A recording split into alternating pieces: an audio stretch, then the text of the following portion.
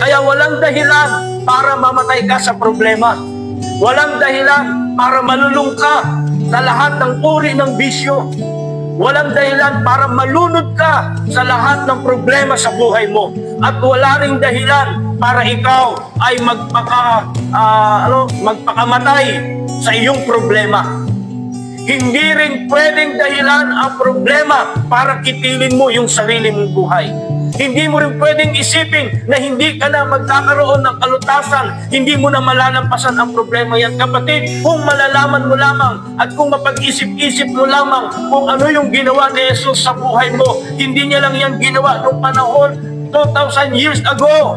Ginawa niya yan, pinlano niya noon pa sa sinasabi nating pro-evangelo. Kasi meron ng plano na naganap, meron ng disenyo na naganap, na kung saan dito sa pro-evangelo, pinlano ng Diyos yung Lamb na kung saan walang iba kundi si Jesu Kristo para maipanganak.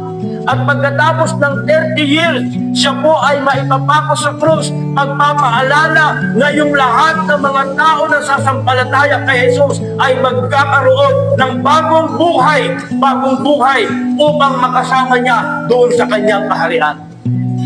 Hindi lamang tayo tumanggap basta lang para maging Kristiyano. Tumanggap tayo kay Kristo para maunawaan natin kung ano ang klase ng buhay na meron dito. At yung buhay natin habang naririto pa tayo sa mundong ito, ito yung panahon na tayo ay nagte-training. Training para yung karakter natin ay maging katulad na itinuturo ni Jesus Christ na maging proper attitude, sapagkat ang proper attitude na yan ay hindi lang basta attitude dito sa mundo. Yung attitude na yan na itinuturo ni Jesus Christ ay yung magiging attitude natin kapag tayo ay narito na sa kaharian ng Diyos.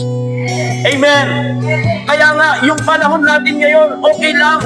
Magkamali ka, huwag kang masiraan ng loob. Magkaroon ka ng problema sa buhay, okay lang yan. Hindi ibig sabihin na ikaw ay susuko na. Kapatid, huwag na huwag mong iisipin na susukuan mo ang lahat ng problema na darating sa iyo. Bagkus, ang problema na yan ay gawin mong hagdanan upang ikaw ay makarating sa lugar at sa nais at plano ng Diyos sa buhay mo.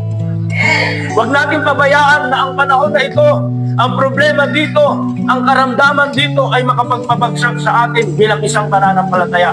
Hindi pinangako ng Diyos pag ikaw ay Kristiyano na, mawawalan ka ng problema. Bagkus sinabi niya, in this world you will have troubles. Magkakaroon kayo ng mga kaguluhan, marami kayong mararanasan, magkakaroon pa ng mga persecution. Pero ang sabi niya, huwag kayong mag-alala na pagtagumpayan ko na ang sanlibutan.